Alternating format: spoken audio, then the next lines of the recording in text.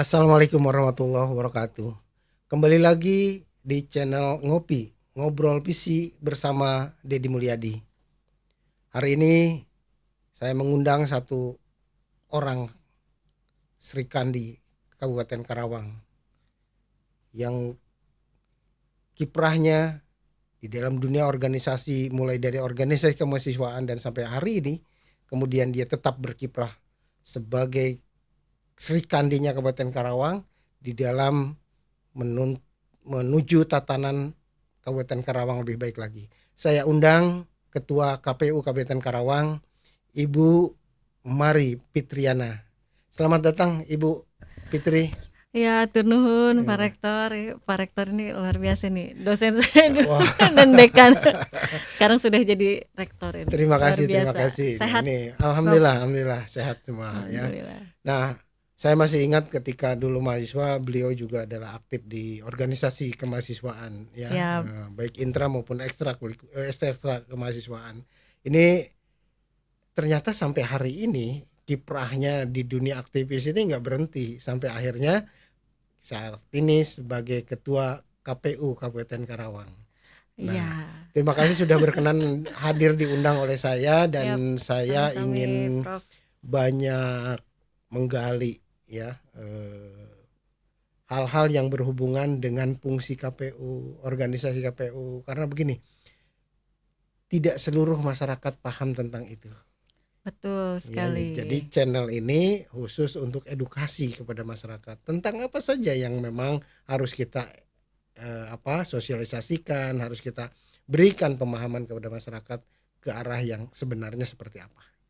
Nah, oke. Saya menanya ya, boleh ya. Nah, kita ngobrol Siap, santai aja saya Prof. kira ini. Bukan sedang ujian waktu Ya enggak, di kelas ya, Prof ini ya. beda dengan dulu. Beda dulu ketika diuji. Nggak usah tegang, santai saja. Siap. Nah, hari ini Bu Mari sebagai Ketua KPU Kabupaten Karawang, saya ingin bertanya tentang organisasi KPU itu sendiri. Nah, Ya. organisasi KPU itu seperti apa sih? Ini untuk pemahaman kepada masyarakat. Ya. Silahkan. Siap, Prof. Ini kalau misalkan ngobrol di podcastnya Pak Rektor nih tetap aja ya jadi seperti ujian.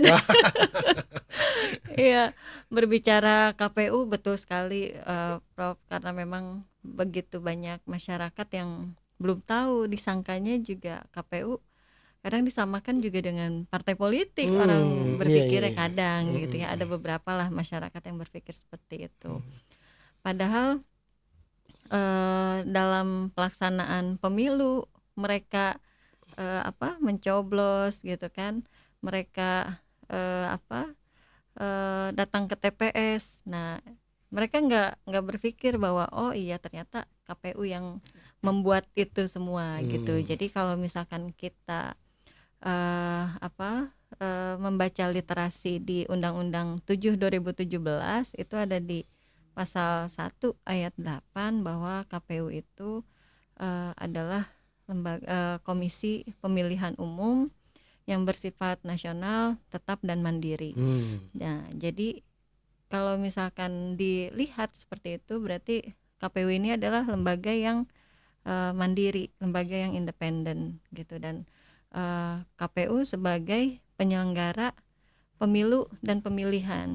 Jadi kalau misalkan mau dibahasakan simpelnya adalah KPU itu sebagai IO-nya, event organizer-nya. Jadi yang menyiapkan aturan mainnya, misalkan peraturan-peraturan KPU gitu kan. Nah, itu kan yang membuat KPU pusat gitu. Nah, KPU provinsi dan KPU kabupaten itu kami hanya tinggal melaksanakan peraturan itu. Nah, disiapkan aturan mainnya seperti itu, lalu disiapkan juga deadline-nya, jadwal tahapan-tahapan. Ya, tahapan pemutahiran data kapan sampai kapan gitu kan, lalu tahapan pencalonan, tahapan kampanye dan lain sebagainya sampai hari pemungutan suaranya itu diatur juga oleh KPU gitu kan. Dan lalu juga menyediakan fasilitasnya seperti logistik, ya tadi TPS gitu kan, lalu logistik, surat suara, kotak suara, bilik, ATK dan lain sebagainya, Itu di drop dari pusat ya. di drop dari pusat Oke, gitu tapi kan. kita yang Tapi kita yang mendistribusikan ya. mendistribusikan dan mencatat kebutuhannya gitu. Termasuk juga menyediakan penyelenggaranya tingkatan bawah ad hoc, PPK, PPS Di di kecamatan ya, setiap kemudian di ya. desa. PPK itu kan panitia pemilihan di kecamatan. Jadi semua kecamatan yang ada di seluruh Indonesia, termasuk yang ada di Kabupaten Karawang itu pasti ada PPK-nya. Itu jumlahnya 5 orang Per kecamatan. Oke. dan ditambah 3 orang sekretariat. Jadi jumlahnya 8 orang per kecamatan. Baik. Nah, ada lagi tingkat desanya, panitia pemungutan suara. PPS itu ada di seluruh desa, termasuk di Karawang juga ada 297 desa plus 12 kelurahan. Itu semua ada petugas PPS-nya. Nah, itu jumlahnya 3 orang kalau PPS-nya per desa. Ditambah 3 orang lagi sekretariat. Jadi ada 9. Nah, ditambah lagi Pantarlih, petugas pemutakhiran daftar pemilih. Jadi mungkin Prof juga kemarin sudah dicoklit ya. Iya. Nah, betul. Untuk pilkada nanti. Untuk pilkada nanti. Jadi Pantarlih ini masa tugasnya itu hanya 1 bulan untuk di pilkada ini. Oh, 1 bulan. Hanya 1 bulan melakukan proses coklit, pencocokan dan penelitian daftar pemilih. Jadi datang dari rumah ke rumah memastikan bahwa yang ada di KK tersebut semua terfasilitasi sebagai pemilih. Nah, itu menyiapkan orang-orang itu kita dan menyiapkan bahan kerjanya gitu kan, termasuk kalau yang petugas semuanya. TPS itu di luar itu lagi. Nah, termasuk nanti menjelang pemilihan biasanya KPPS itu 1 bulan sebelum pemilihan itu kami rekrut gitu. Nah, itu jumlahnya tetap sama 7 orang per TPS plus 2 petugas keamanan. Jadi totalnya ada 9 orang per TPS. Berarti kalau ngomong-ngomong Karawang ada berapa petugas itu seluruhnya? Nah, kalau berbicara Karawang tinggal dikali saja, kemarin sebelum coklit itu ada 3.777 TPS. Kemungkinan bertambah sih tidak terlalu besar. Kemungkinan bertambah hanya sepertinya ya kalau kita baca hanya di angka 3.780-an lah. Gitu ya. 3.800-an lah. Itu anggarannya anggaran APBN ya? Anggarannya APBD. Kalau untuk pilkada. Pilkada APBD. Iya, kalau kemarin APBD. kita mau Pemilu, Pilpres, Pileg gitu semuanya dari itu semua APBN. anggaran APBN. Oke. Ya. Nah, sekarang ngomong personil di KPU. KPU itu ada berapa komisioner dan siapa mereka, dipilih oleh siapa, ditetapkan oleh siapa? Iya. Nah, kalau berbicara tentang organisasi KPU, jadi dari struktur atas itu KPU RI, provinsi dan kabupaten itu kami ada 2 bagian sebetulnya. Pertama ya komisioner, yang keduanya sekretariat. Nah, kalau sekretariat ini ASN. Jadi sekretariat harus ASN. Iya, ada ASN. Jadi mereka punya hierarki tersendiri gitu. Mulai dari sekretaris, lalu para kasubag kalau di kabupaten. Berarti di kabupaten itu mereka bertanggung jawab terhadap ketua KPU atau ke bupati? Tetap kepada ketua KPU. Oh, ketua KPU. Betul. Iya. Nah, lalu berbicara komisioner itu setiap kabupaten kota itu ada 5 orang. Ada 5 orang. Betul. Nah, itu kami melalui proses seleksi yang cukup panjang. Gimana tuh? Nah, ceritain nih. Siapa tahu ada yang berminat nanti.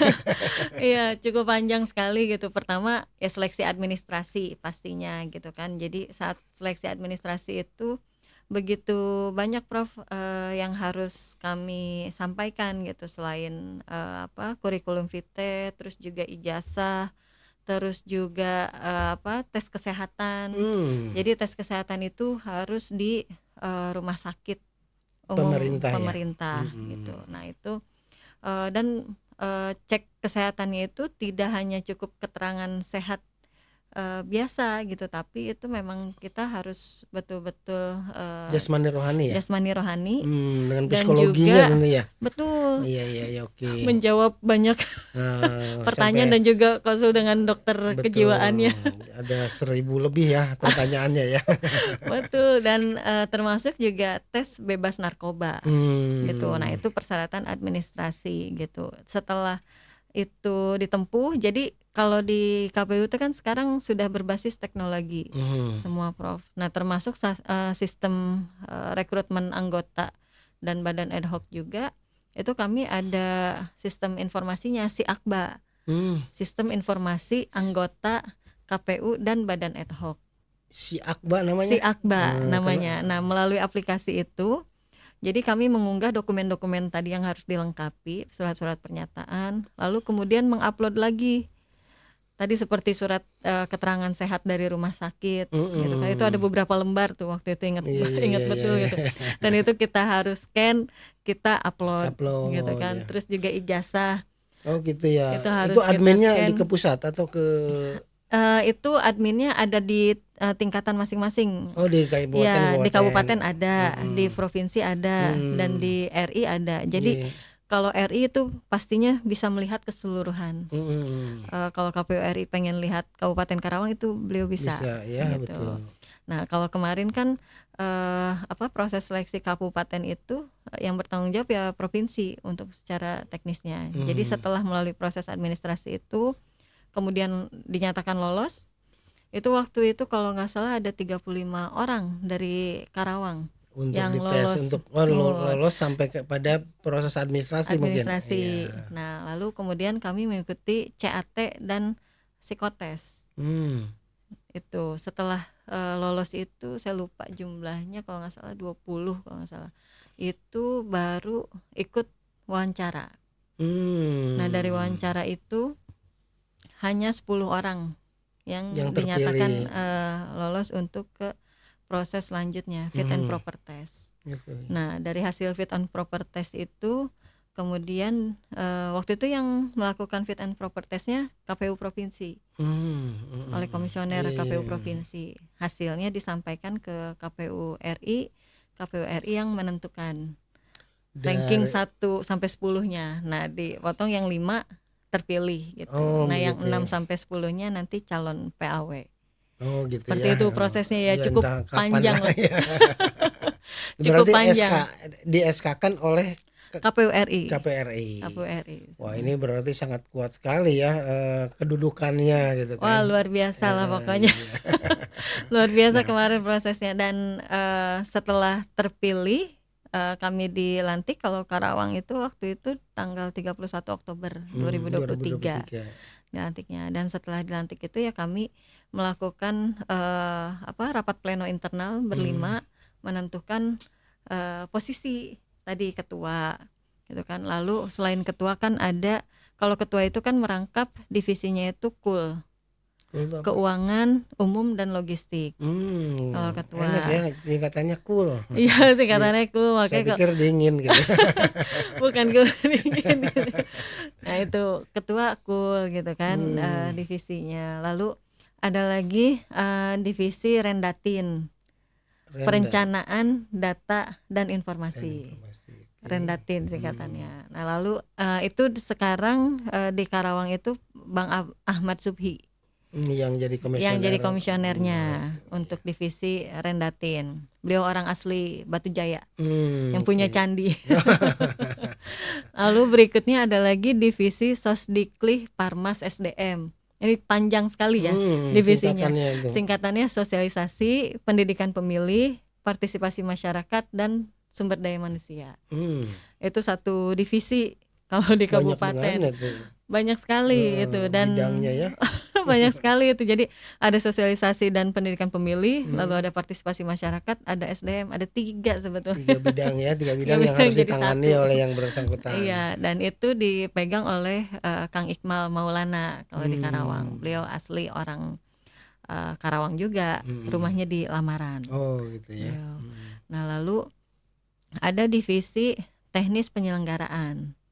Nah, ini dipegang oleh Kang Putra Muhammad Rifdi Kamal. Hmm. Beliau orang tinggalnya sekarang di Kota Baru. Oh, daerah Orang Cikampek Kerawang ya, juga, mungkin. daerah Cikampek, Dapil 5 lah Orang lain nggak kan. tahu nih Kota Baru ini siapa. Bisa nggak di sana? Iya, Karena ada kota lama, ada kota baru. Kota Baru. Pemekaran dari Cikampek ya. Oke. Kota Baru di sana, Cikampek lah, masih Dapil 5. Iya. Dan terakhir divisi hukum dan pengawasan. Itu Pak Kasum Sanjaya. Oke. Asli Tempuran. Jadi kalau saya dengar nama-nama ini nggak aneh nih, kayaknya semuanya aktivis nih. Iya. Dan Pasti Prof kenal lah semua. iya, dan beberapa mahasiswa saya kelihatannya. Oke. Karena memang kan kalau di Kerawang ya pusarannya ya orangnya itu aja pasti Iya. gitu kan. Pasti kesini kenal, kesana kenal gitu kan, Prof. Berarti dunia ini sempit ya. Apalagi Kerawang doang malah Iya. pasti sangat sempit ya, Prof ya. Oke. Seperti itu, Prof. Oke, Jadi baik, memang ya. gambaran simpelnya bahwa KPU itu ya seperti O-nya lah, menyiapkan segala sesuatu. Jadi penyelenggara pemilu betul dan pemilihan pilkada, ya. pemilihan pilkada ya Pemilihan, gitu kan. ya. Yang sebentar lagi serentak seluruh Indonesia akan dilakukan ya pada tanggal 27 November kan? Betul sekali. Oke. 2024. Nah, selama jadi komisioner KPU bahkan ketua ya Komisi Pemilihan Umum Kabupaten Karawang, ini saya ingin tahu ceritanya waktu kemarin pemilu Siap. pemilu legislatif dan pemilihan presiden. Nah, ada tekanan-tekanan nggak sih? Banyak. Banyak ya. Nah, tolong Sampai dong batuk diceritain. Tekanan-tekanan ya, bukan tekanan sih sebetulnya, tapi permintaan. Oh, permintaan semacam apakah itu? Permintaan itu banyak sekali, Prof. Jadi kalau misalkan mau bercerita ya, kalau misalkan kita nggak berpikir jangka panjang bahwa kita harus menjaga betul amanah ini gitu, itu pasti ya udah ambil aja gitu, Prof. Berarti ada tawaran-tawaran menggiurkan gitu ya? Gitu. Bukan lagi, Prof, itu. Jadi saya juga nggak ngerti ternyata bisa sedahsyat itu ya. Mulai H+2 lah pemilihan umum. Kan waktu itu tanggal 14 Februari ya, Prof ya. Mulai tanggal 16 itu ada beberapa yang datang ke kantor, bahkan sudah bawa tas isinya uang. Wow, keren. Luar biasa gitu. Luar biasa. Iya, dan okay. Beliau menyampaikan itu, katanya bisa nggak teh kalau misalkan saya yang menang, katanya gitu. Padahal waktu itu kan belum ada belum ada gambaran ya, belum dihitung dan sebagainya kan? Betul. Oh, iya. Nah, masa tanggal 16 itu kan kami masih persiapan untuk pleno di kecamatan kan, Prof ya. Bahkan di kabupaten saja belum mulai proses rekap gitu. Nah, itu sudah ada yang datang gitu kan. Ya kami sampaikan gitu dengan tegas bahwa mohon maaf gitu, kami tidak bisa memenuhi permintaan seperti itu gitu. Walaupun berapapun yang beliau tawarkan gitu, karena ya hari ini pemilunya itu sudah semakin canggih gitu. Nah, mungkin kan kelihatan kecewanya. Pasti sih. Terus pasti. Maaf ya saya tanya, ada ancaman berikutnya nggak? Ya alhamdulillah nggak ada sih, karena banyak yang jagain lah. Oh iya siap. Karena kan pihak kepolisian pasti jagain kita 24 jam gitu kan. Alhamdulillah sih nggak ada ancaman, dan begitu juga dari TNI juga, dari Kodim juga, ya alhamdulillah lah, pengamanan untuk KPU itu luar biasa. Itu sampai berapa lama tuh dan berapa banyak itu yang melakukan itu? Banyak sekali, Prof. Jadi kalau mau cerita ya dari H+2 itu sampai ke hari terakhir proses rekapitulasi di kabupaten. Itu luar biasa, ada yang telepon gitu kan, minta ketemu gitu kan. Bahkan waktu rekap di Aksaya aja mereka minta ketemu, dan mari menghindari betul gitu ketemu dengan mereka, karena tahu pasti pengen gitu. Dan kita kayaknya udah cukup lelah untuk menolak gitu, Prof, kayaknya gitu kan. Kayaknya udahlah gitu kan, lebih baik enggak gitu kan. Tapi sama sekali tidak tergiur gitu ya. Wah, kalau misalkan berbicara uang kan siapapun pasti Hmm. butuh, Hmm. gitu kan. Nggak mungkin manusia itu nggak butuh uang, Prof. Cuma Iya. kan kita berpikirnya bahwa eh, panjang ke depan gitu. Istilahnya karir karir di KPU ini kan masih panjang ke depan gitu. Saya percaya ya, para aktivis yang begitu intens sejak awal, masa iya sih mau ini. Kalau misalkan menerima tawaran-tawaran itu, permintaan-permintaan itu, mungkin saat ini ya udah resign aja lah jadi ketua KPU kayaknya.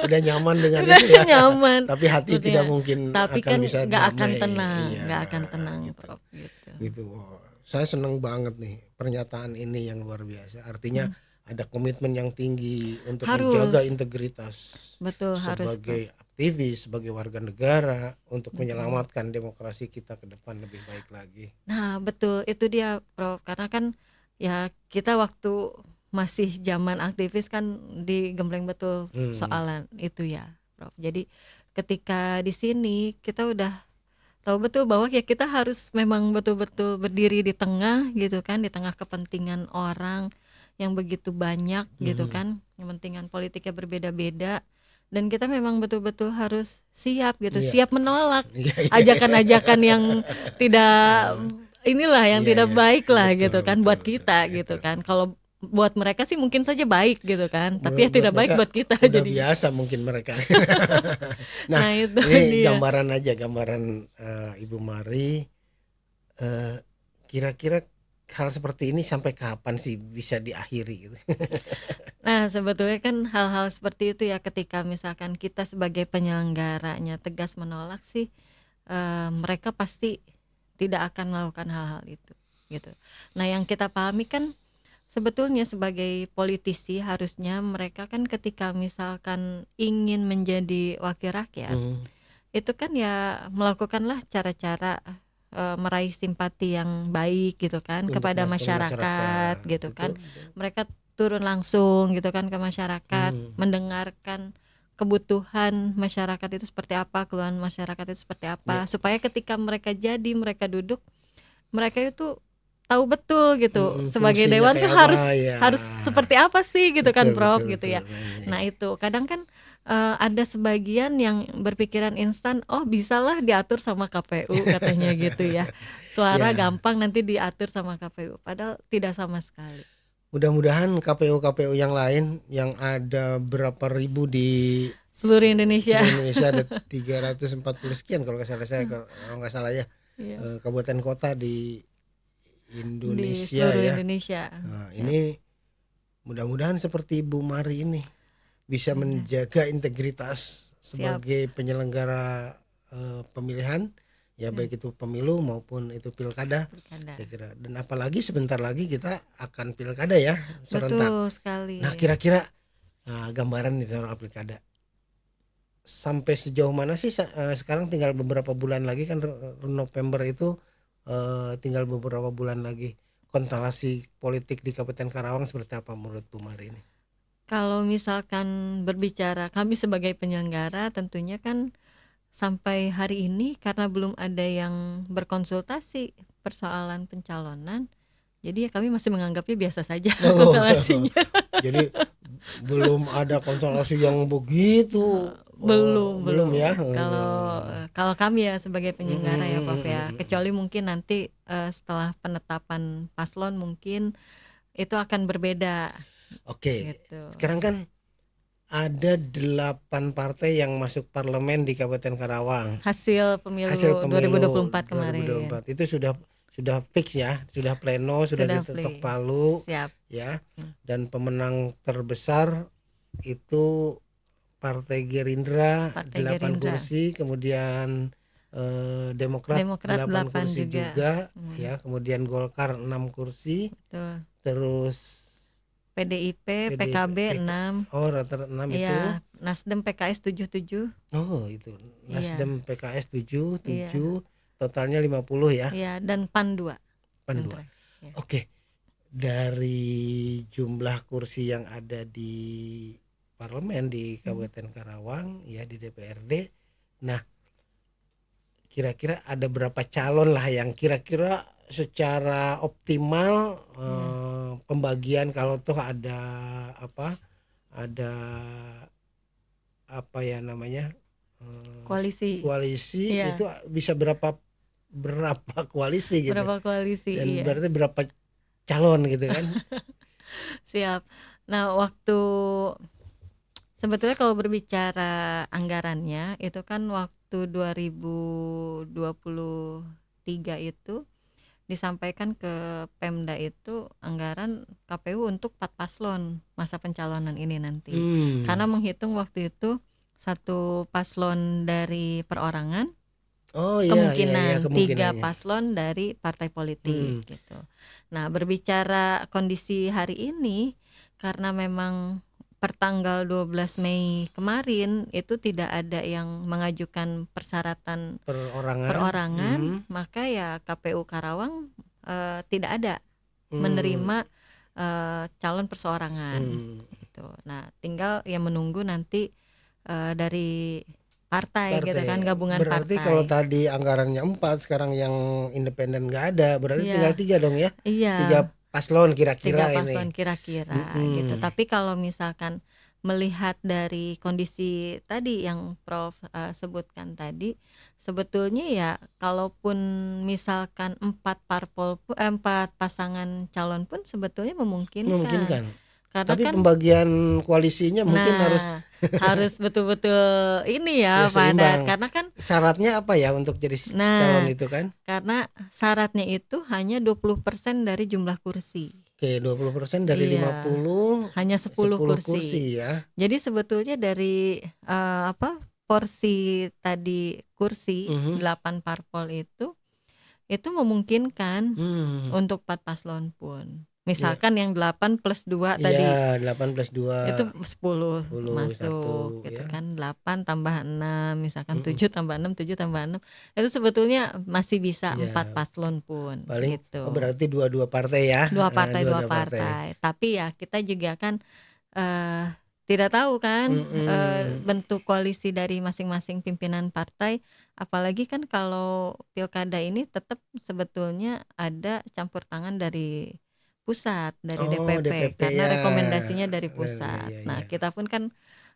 belum tahu ini pusat seperti apa gitu menentukan. Tapi ini kira-kira ya menurut Bu Mari, ngelihat dari perkembangan berita dan lain sebagainya saat ini, nah kira-kira berapa paslon lah kira-kira ya.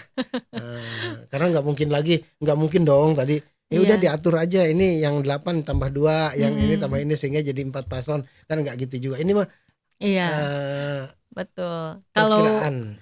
Harapan aja mungkin ya, Prof ya. Harapan KPU lah. Iya. Kalau berbicara harapan KPU mah kita berharapnya ada 3 paslon. 3 paslon. Ya. Kenapa? 3 paslon? Karena supaya tidak terlalu panas hawa politiknya. Kita bisa belajar dari Pilpres mungkin ya. Waktu 2019 saat Pilpres hanya 2 pasangan calon, itu kan luar biasa. Masyarakat terbelah menjadi 2 dan itu luar biasa panas gitu. Nah, ketika 2024 kemarin Pilpres 3 paslon. Itu kan landai. Oh, gitu ya. Jadi, ini wah, saya baru paham nih. Nah, belajar dari itulah, dari kacamata KPU ternyata seperti itu ya. Iya, Oke. Bagus jadi saya kira ini. Untuk kami pun sebagai penyelenggara juga tidak terlalu terbawa-bawa panas akhirnya gitu kan. Kalau misalkan hanya 2, nantinya kan kadang suka ada juga klaim-klaim gitu kan yang akhirnya menyeret-nyeret penyelenggara gitu kan. Tapi kalau misalkan ada 3 paslon kan itu menjadi lebih aman lah. Jadi ada penyeimbang. Ada penyeimbang gitu ya, seperti Pilpres kemarin lah. Pilpres kemarin kan saat 2024 masyarakat tidak terlalu terbelah gitu. Jadi saat KPU melakukan sosialisasi pun nggak terlalu panas di bawah, terlihatnya nyaman gitu, Prof. Nah, kalau misalkan hanya 2, kami melihat saat 2019 itu luar biasa. Tapi kemungkinan menjadi 3 paslon mungkin nggak nih? Nah itu dia, kalau berbicara mungkin tidak mungkin. Ini ngelihat tatanan yang sekarang Iya, ya rame ya di masyarakat. betul. Walaupun saya juga nggak berani nyebutin nama ya, tapi ini kira-kira seperti itu. Iya, agak berat ya. Agak berat kayaknya kalau untuk 3 paslon ya. Ya kalau kemarin kan ada cerita ingin koalisi besar gitu kan, berarti koalisi Iya, besar ya ke arah satu paslon gitu kan ya. betul. Nah berarti kan hanya bisa dua saja dan Ya, tidak mungkin, tapi tidak mungkin ada pasangan yang begitu kuat yang maaf yang kemudian melawan kotak kosong ya, yang sekarang rame diceritakan di Surabaya, di betul. Jawa Timur, di Sumatera Utara gitu Ya, kan. Tapi betul. tidak mungkin ya kalau di Karawang ya.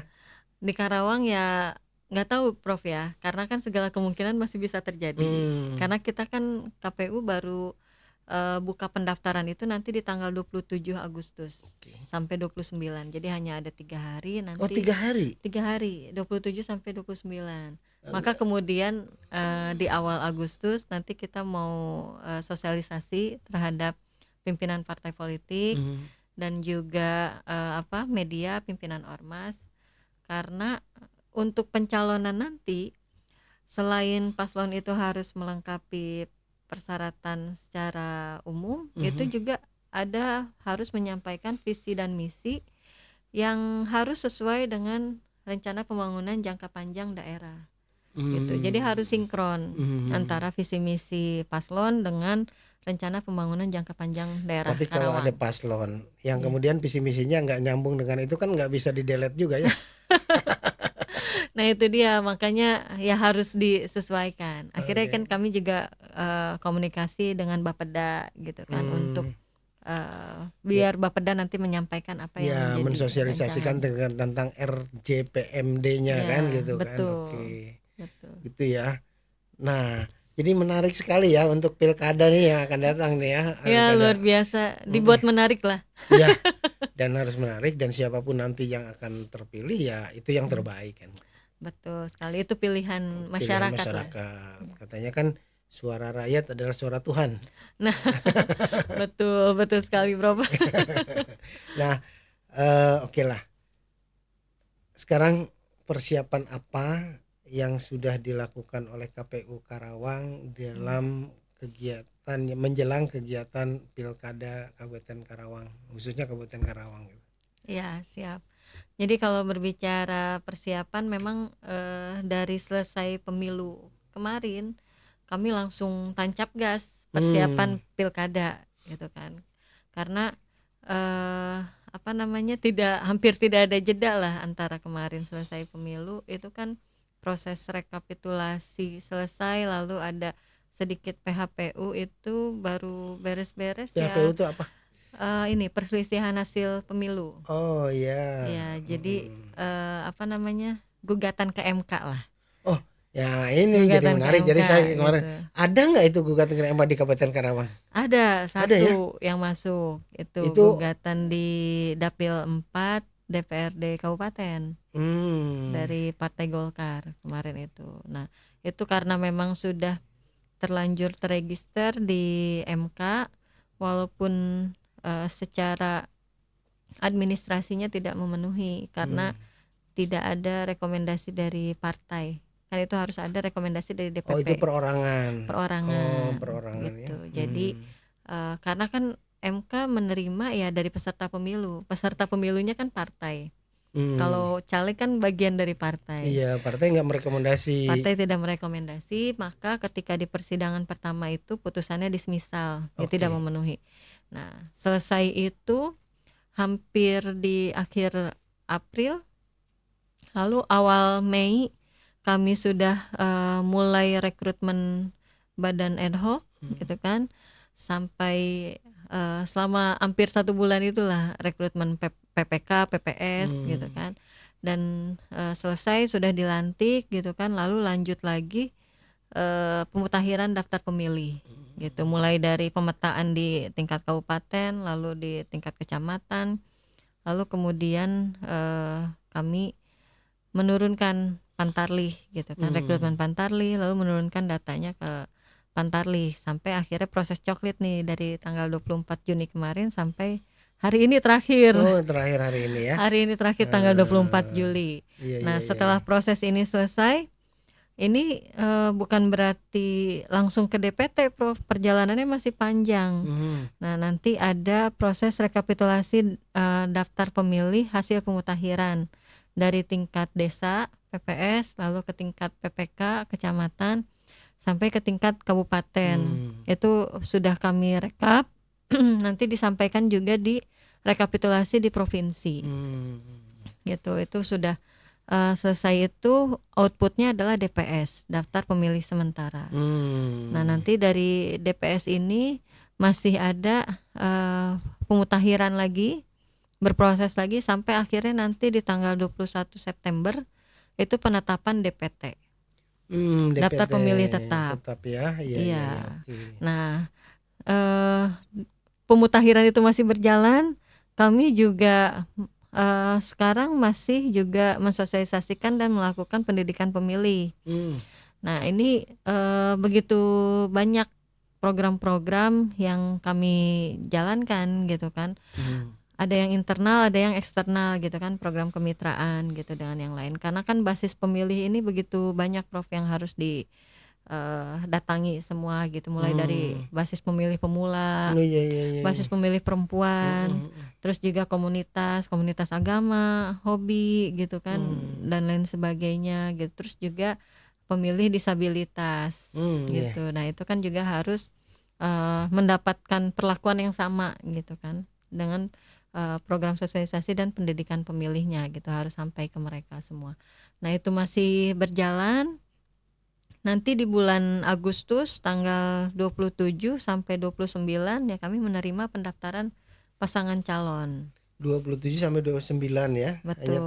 Hanya 3 hari proses pendaftarannya. Waduh, luar biasa. Luar biasa. Saya nyalon kan ya? Boleh, Prof. Enggak lah. Tidak lah, saya tetap istiqomah konsisten ya di dunia pendidikan. Siap. Ya, makanya hari ini saya melakukan ini adalah untuk pendidikan buat masyarakat. Betul, edukasi ya, buat masyarakat. Betul. Ini pentingnya kan seperti itu. Betul. Jadi apa yang sekali. disampaikan Bu Mari tadi kan sesuatu yang luar biasa, memberikan pencerahan kepada masyarakat dan sebagainya. Siap. Nah, oke. Sekarang saya kira Bu Mari untuk menyampaikan kepada masyarakat seperti apa sih pilkada ini, harus bagaimana dan sebagainya. Mungkin itu perlu disampaikan sebelum nanti ke visinya KPU. Tapi ini dulu kan gitu ya. Silakan. Nah, ini kameranya di sebelah sana gitu. Siap. Ya, yang pasti kan KPU itu, Prof, tugasnya sebetulnya hanya 2 sebetulnya. Yang pertama adalah melayani pemilih. Jadi memastikan bahwa semua warga negara Indonesia yang memenuhi haknya sebagai pemilih itu dipastikan terdaftar sebagai pemilih gitu. Yang berusia 17 tahun ke atas gitu kan, yang tidak sedang dicabut hak pilihnya gitu kan, itu dipastikan semuanya masuk ke daftar pemilih, termasuk juga pensiunan TNI AD gitu kan, itu masuk ke daftar pemilih. Nah, yang keduanya adalah melayani peserta pemilihan pemilu. Nah, kalau pemilu kemarin kan yang kami layani adalah partai politik gitu kan, dan paslon presiden dan DPD. Karena DPD kan perorangan ya, Prof. Nah, kalau di pilkada ini yang kami layani ya tentunya gabungan partai politik tadi yang mengusung pasangan calon gitu. Nah, karena yang kami hadapi ini adalah 2 gitu, maka yang pertama kepada pemilih tentunya pastikan Anda terdaftar sebagai pemilih gitu. Jadi jangan santai-santai saja ketika misalkan rumahnya tidak tercoklit gitu. Nanti marah belakangan. Nanti marahnya pada saat hari H gitu, marah-marah di TPS gitu. Jadi cara mengeceknya mudah sekali, tinggal cek dptonline.kpu.go.id. Nah, di sana hanya tinggal memasukkan NIK, lalu memasukkan nomor WA, mendapat kode OTP. Nah, nanti muncul Anda terdaftar di TPS berapa gitu. Kalau misalkan datanya tidak muncul, Nah, berarti itu belum terdaftar. Berarti apa yang harus dilakukan? Nah, apa yang harus dilakukan adalah menghubungi PPS di desanya masing-masing. Oh Jadi jangan ke ya. desa tetangga. Sesuai dengan alamat di KTP-nya. Iya iya Alamat iya. KTP-nya desa mana. Jadi ke desa ya atau Betul. ke kelurahan untuk Atau ke iya kelurahan. iya Nah, iya. yang banyak menjadi problem adalah pemilih yang tinggalnya hari ini itu berbeda dengan alamat yang ada di KTP, KTP. iya. Itu ada aja, Prof, yang kita Betul betul. temukan. Apa yang harus dilakukan? Itu pastinya datanya terdaftar di alamat yang lama. Gitu. Apa yang bisa dilakukan? Bisa pindah memilih. Pindah memilih ke tempat dia tinggal. Betul sekali. Jadi, Caranya bagaimana itu? nah, caranya tinggal diurus ke baik sebenarnya bisa pilih salah satu ke desa tempat tinggal yang hari ini tinggal. Gitu, atau di desa tempat di mana KTP-nya tinggal. Gitu. Untuk memilih di Untuk tempat memilih di tinggal. tempat yang baru gitu. Jadi bisa di alamat sesuai KTP gitu kan, lapornya misalkan PPS desa mana. Nah, atau di tempat tinggalnya PPS desa mana. Seperti itu. Atau yang lebih simpelnya sebetulnya ya rubah saja dulu KTP-nya. Gitu. KTP-nya Iya, iya, sesuaikan iya, iya, dengan iya, iya. daerah tempat tinggalnya yang sekarang. Baik, Seperti itu. ini penting sekali informasi-informasi ini buat masyarakat. Mungkin nanti mendekati ke waktu pemilihan, ya saya sih berharap Bu Mari datang lagi ke sini untuk memberikan informasi Siap. kepada masyarakat. Siap, Prof. Oke, yang terakhir saya kira karena ini adalah channelnya adalah ngobrol PC. Siap. Nah, tadi kan melihat bagaimana perkembangan ya terutama tadi ya yang tantangan begitu berat, datangnya orang-orang yang apa itu ya menawarkan sesuatu. Nah, ini Iya. berarti KPU punya visi untuk menghindari seperti itu seperti apa? Mangga silahkan. Iya, yang pastinya karena kita kan harus mempunyai keinginan yang yang kuat gitu kan, visi yang luar biasa gitu, Prof. Nah, kita kan sebetulnya ingin menciptakan demokrasi di Indonesia secara keseluruhan, khususnya di Kabupaten Karawang ini menjadi demokrasi yang lebih sehat, lebih fair gitu kan, dan hasil demokrasi itu bisa terlegitimasi gitu, bisa diterima oleh masyarakat Karawang gitu, bahwa masyarakat Karawang memang ketika diumumkan yang menang itu siapa, seperti kemarin saat legislatif, ya memang masyarakat betul memilih itu gitu kan. Artinya lembaga KPU memang betul-betul harus menjadi lembaga yang independen tadi, yang berintegritas gitu kan, dan juga yang bisa menjaga marwah dirinya gitu sebagai penyelenggara pastinya gitu. Betul. Maka saya pun tidak pernah bosan untuk menyampaikan kepada badan ad hoc, ketika misalkan kita mau membangun demokrasi yang sehat ya kita harus mulai dari diri kita sendiri. Kita menjadi penyelenggara yang sehat dulu, yang bersih, seperti itu. Betul. Luar biasa, jadi saya nggak meragukan lagi nih nilai-nilai aktivisnya yang ada di dalam diri Bu Mari ini. Ya sukses selalu. Semoga apa yang disampaikan oleh Bu Mari tadi satu mengedukasi masyarakat, kedua harapan-harapannya bisa tercapai. Terutama tadi tentang integritas penyelenggara pemilu dan pemilihan daerah. Saya kira ini bisa dipertahankan dengan baik. Siap, ya, atur nuhun juga sudah diundang ke ngopi ini, ngobrol visi. Terima kasih. Demikian obrolan saya dengan Sri Kandi Kabupaten Karawang sebagai Ketua KPU Kabupaten Karawang. Saya akhiri dengan salam kolaborasi. Assalamualaikum warahmatullahi wabarakatuh.